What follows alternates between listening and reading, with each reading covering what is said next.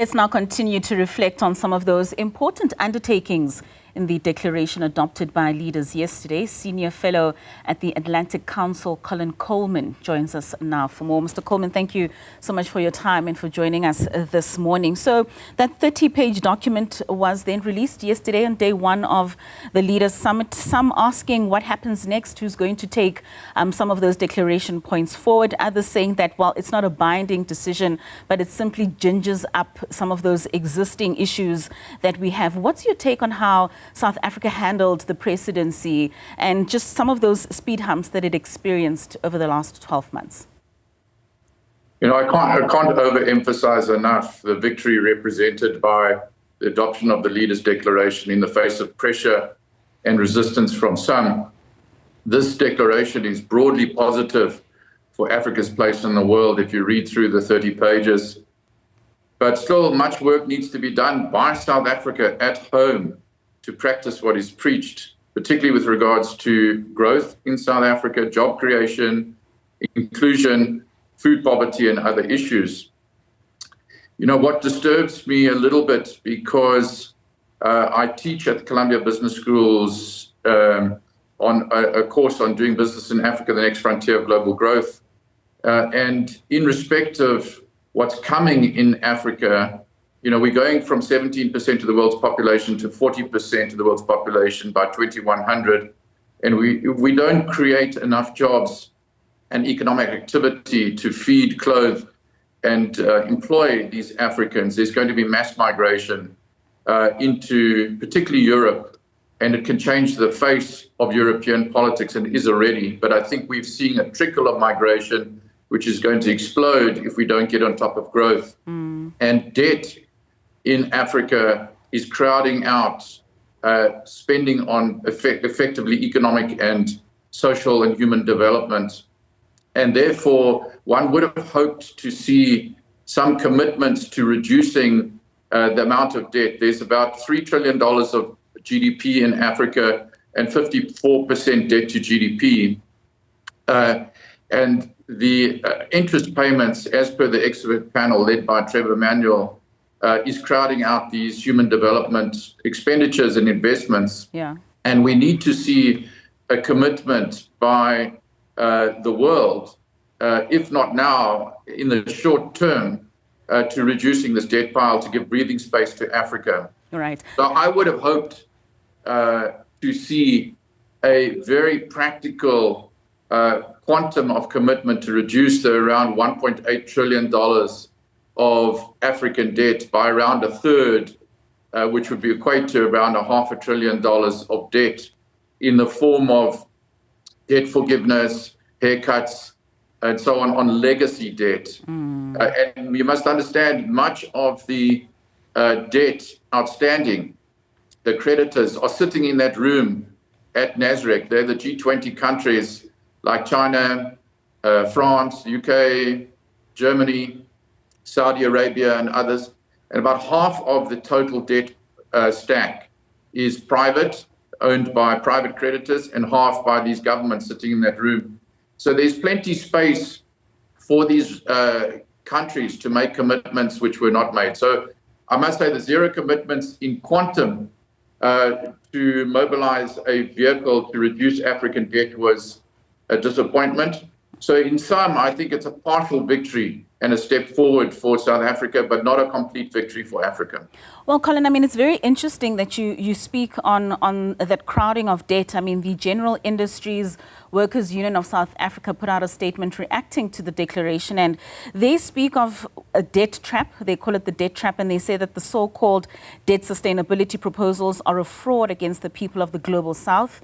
They say that the G20 common framework is not a solution, but rather a mechanism for managing the debt crisis in the interests of imperialist finance capital. They say that the solution is not to better the debt management, but rather overthrow the imperialist financial architecture that creates it. Do you think it is to that extent? I come from a different point of view, but I think we need to be practical, not ideological. Practically speaking, you know, we need to create breathing space for Africa's economies.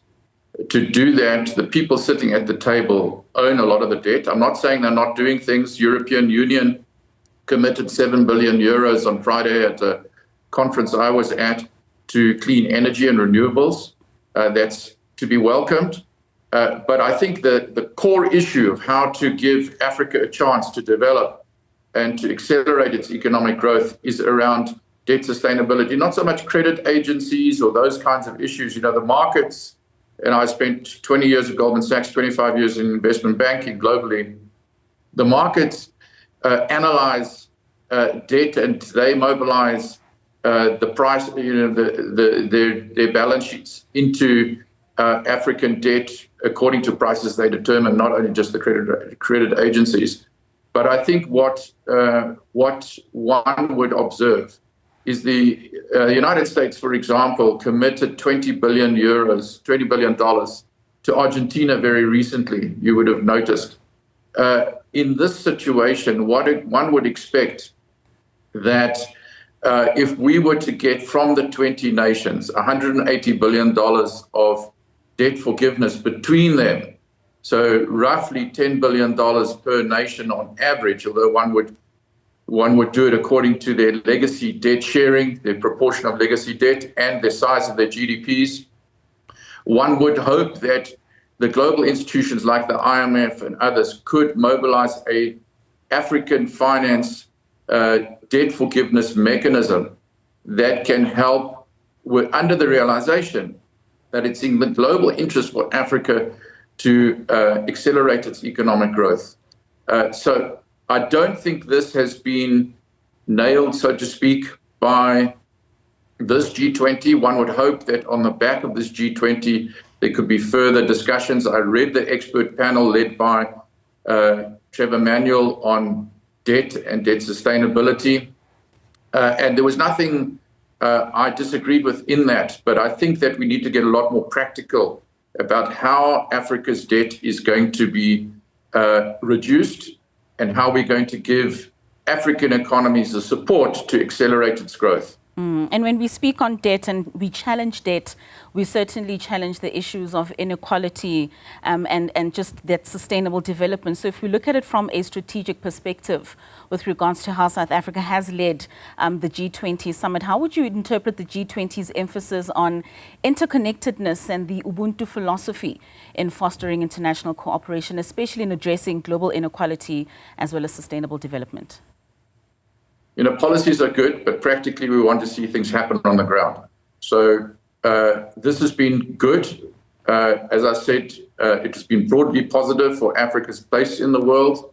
But I think we need to be very practical in how we're going to get debt forgiveness accelerated in Africa and around African economies. You know, when you talk inequality, if you don't have the budget breathing space because you're spending too much on interest payments, then you won't be able to invest in schools, in industrial parks, in health, and therefore your inequality will never be addressed. The key to addressing inequality is inclusive growth, meaning growth that creates jobs, incomes, feeds people, houses people, and helps educate people. Most certainly. And that is why the debt interest payments as a percentage of GDP in many African countries crowding out all of the social spending, which the expert panel does talk about. But what we need to do is get practical. How are we then going to reduce and implement? Well, Colin, apologies, but we have run out of time. Thank you so much for your insights and joining us this morning. It really is interesting in how we are going to tackle some of these approaches. That was the senior fellow at the Atlantic Council, Colin Coleman. Well, let's